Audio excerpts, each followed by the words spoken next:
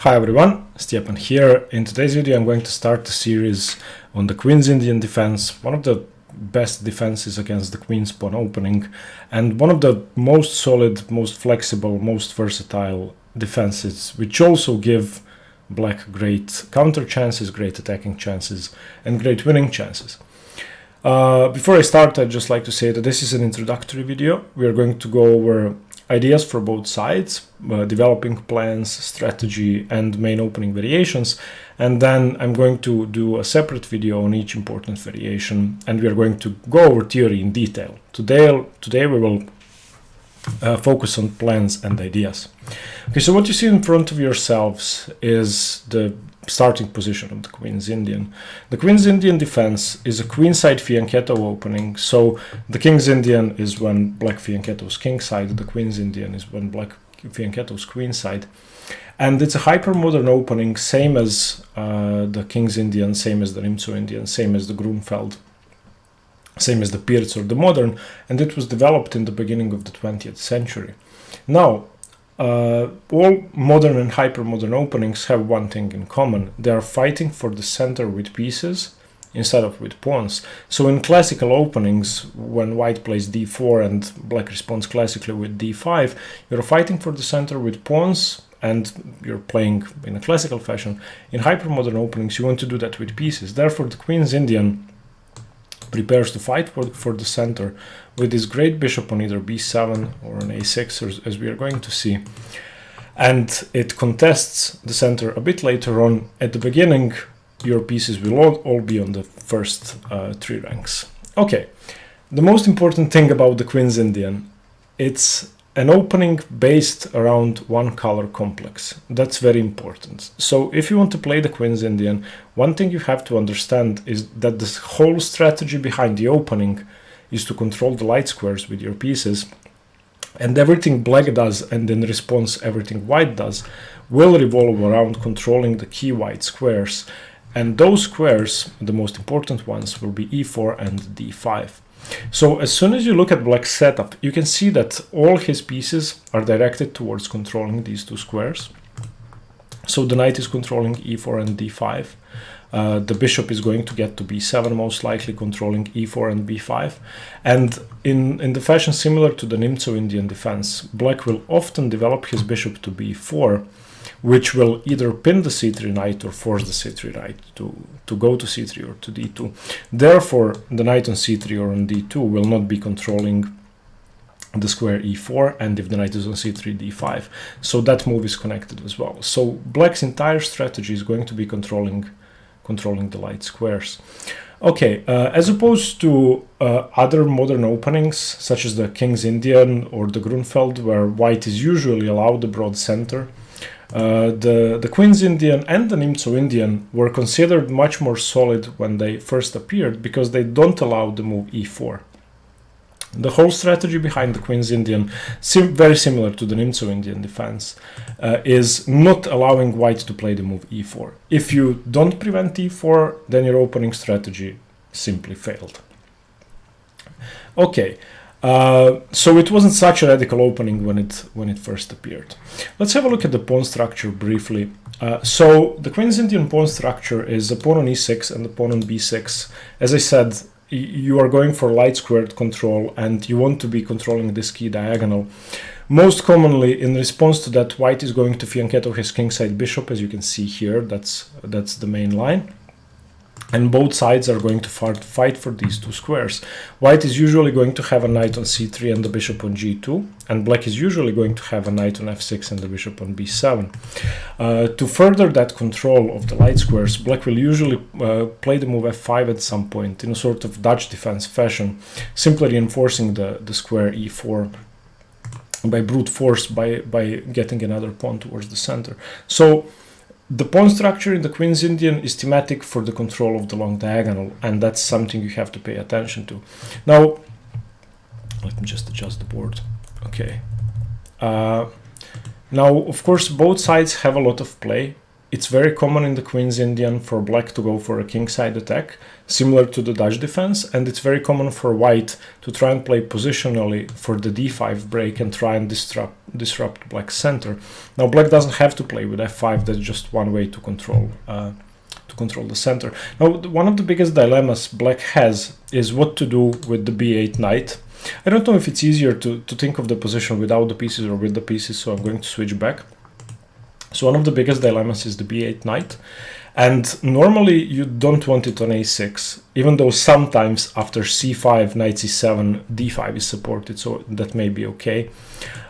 You don't really develop it to c6, that doesn't do much because d5 is then reinforced. So most commonly players with black are going to play d6 and knight d7, that supports e5, supports c5, but it's sort of a passive setup. So I would say that's the biggest downside of the Queen's Indian, that you don't have a good development plan for the rest of your pieces, and your knight is sort of in the way. Okay, now another great thing about the Queen's Indian is that it's an opening system instead of an opening. So if you think about the Caro-Kann, the French, the Sicilian, the Roy Lopez, it's all about exact move orders and opening theory, and you have to know this, you have to know that, you have to know 20 moves of theory, otherwise you lose. With the Queen's Indian, there are variations that are like that, but even if you don't know the theory and you understand what you have to do, you're going to play it well, and that's what's good. Furthermore, you can enter the Queen's Indian by transposition. That's a great thing. So for example, let's look at positions from the English. So let's say white starts with c4 and you play knight to f6, and the normal Nimzo Indian normal Queen's Indian would be from this position. So e6, knight to f3, and b6 is the Queen's Indian. But let's say after c4, knight f6, white plays the move knight to f3. Well, now here black wants to achieve the Queen's Indian, so he can simply try to do that. It's a setup. It's a setup similar to the London system, and you go for your setup. So you can play e6, you can play b6. I played this exact position in Zagreb Open, and I played b6. My opponent played g3, and we entered the Queen's Indian. Eventually, he played d4, and I also played this position in a tournament game with d3 and knight c3. So you can play a Queen's Indian against the English, you can play it against the London system, you can play it against anything. Which, by the way, Queen's Indian against the London, I made a separate video on that in the London system series, so I'm not going to be covering it in this series.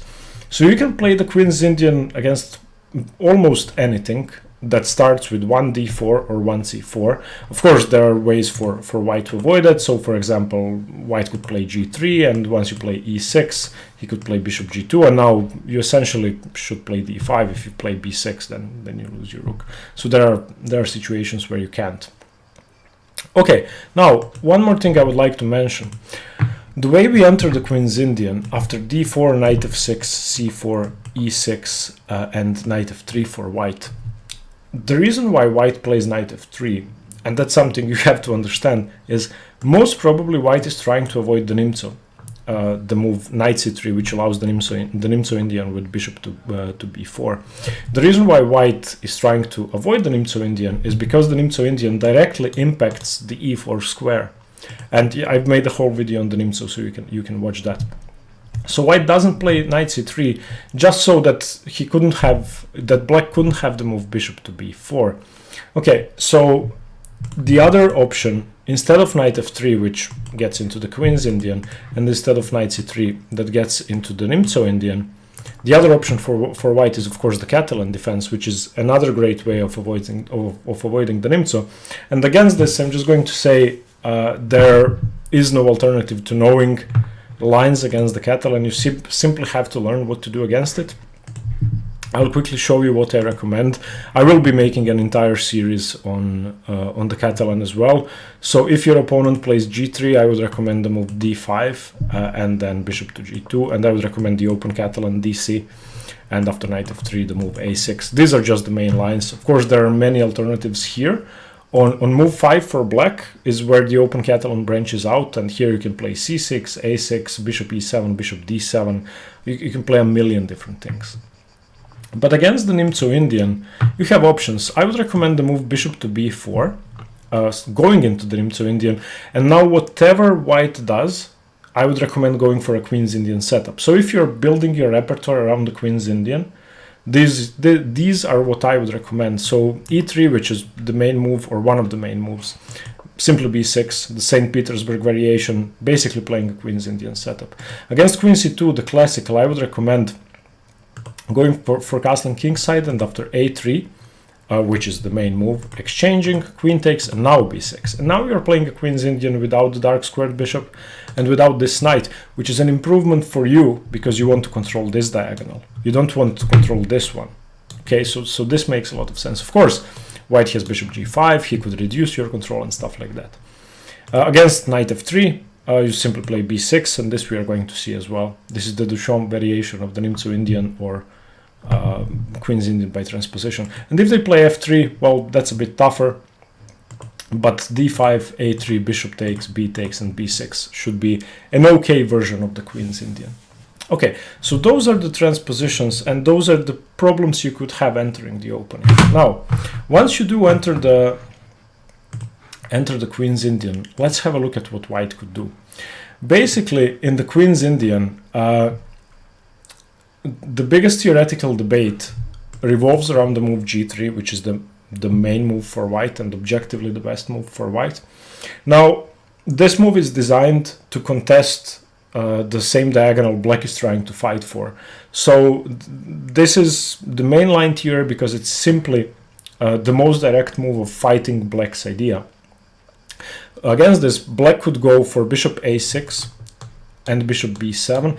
Bishop b7 is considered to be the old main line, but that's like the most thematic, traditional fianchetto. Both sides are developing such that their light squared bishops contest the light squares, and it's a very special position for the Queen's Indian player because it's most thematic. So, for example, bishop to g2, bishop to e7, castles, knight to c3. Now, there are alternatives to knight to c3 on move 7. This is where the biggest theoretical debate lies. So, knight c3 is objectively best, fighting for e4, in which case black should continue knight e4 and bishop d2 and f5, so fighting for e4. But there are alternatives. White could play rook e1, white could play d5, which is a very interesting gambit, with knight h4 and c6. Rook e1 was, Kramnik came up with that, or he was the first very strong player who popularized it. It sort of reinforces e4, but it doesn't really do much for white's position other than that, so it's still the second most popular move, but people don't really play it, and it's not really a viable alternative to knight c3 anymore. Okay, b3, this is the Juve variation, preparing to fianchetto, or bishop f4. So there are different options, but knight c3 is the main move. And if we look at the main positions after knight c3 and knight e4 and bishop d2 and f5, this is what the Queen's Indian is all about. Now, one thing I would like to mention is that since it's slightly awkward to develop this knight, as I mentioned, you are most likely going to play d6 and then knight to d7, and that's fine. So most often your strategy is going to revolve around the light squares and around attacking on the king side. Okay, the alternative to bishop b7 is the Nimzo variation of the fianchetto, which is bishop a6. And there's a story about the first time Nimzo played this. Apparently his opponent just played bishop g2 and Nimzo won the pawn. The idea behind this is quite weird. So the idea is that you're basically attacking a pawn which is very hard to defend without creating a concession. So c4 can either be defended by knight a3, which I can just take it and win the pawn. I can play knight d2, in which case I didn't play knight e3, in which case I'm not controlling d5, making it much harder to play d5. I could play e3, which I don't want to do because I fianchettoed my bishop already, so I would have a ton of light squared weaknesses. Or I can move my queen, which I don't really want to do. So one of the main moves is queen a4, and the main move is b3. So basically bishop a6 provokes a concession. Okay, so bishop a6 and bishop b7 are what happens after the main line. The second most popular move against the Queen's Indian is a3. Now it may seem strange to play such a slow move. The idea is I want to control e4 so badly that I'm willing to play the move a3 just to prevent bishop b4. and then after bishop b7, white plays knight c3 and black doesn't have bishop b4. But it's not unsound. a3 is a very good move, and the strategy makes sense, and wasting a move on a3 makes sense because the whole Queen's Indian strategy relies around e4. Okay, the knight c3 is another move I would like to mention on move 4, which is kind of strange, allowing a transposition back into the Nimzo Indian. This is the Kasparov variation, and you can play bishop b4. The difference is that if black simply plays bishop to b7 to reach the same position without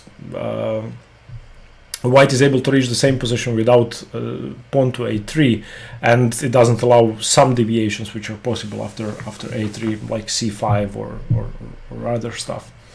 And bishop e3 is another move, and that's kind of slow, simply preparing to develop the king side. Probably it's very principled, and it doesn't develop the knight to c3 allowing a pin. It doesn't do anything radical. It simply prepares to play bishop to d3 before doing anything else, and also bishop d3 is a useful move. And the two other moves I would like to mention are bishop f4, which is the Miles variation, and bishop to g5. Bishop to g5 is slightly more logical because it directly contests d5 and d4. So these are white's options, and basically white is going to decide the nature of the position, and black has to be prepared for all options. But even if you don't know the exact move orders, you are going to be fine. And if you understand the strategy behind the Queen's Indian, you will be able to play against all of these, even if you don't know 20 moves of theory. So again, we are going to have a look at each of these moves in a separate video. On 4g3, I'm going to make two videos, one on bishop a6, one on bishop b7, because they are completely different. And the other 5 moves are going to be covered in separate videos as well. So it's going to be 7 more videos with in-depth theoretical explanations. Hope you liked the intro video. Let me know what you think, and stay tuned for more chess. Bye bye.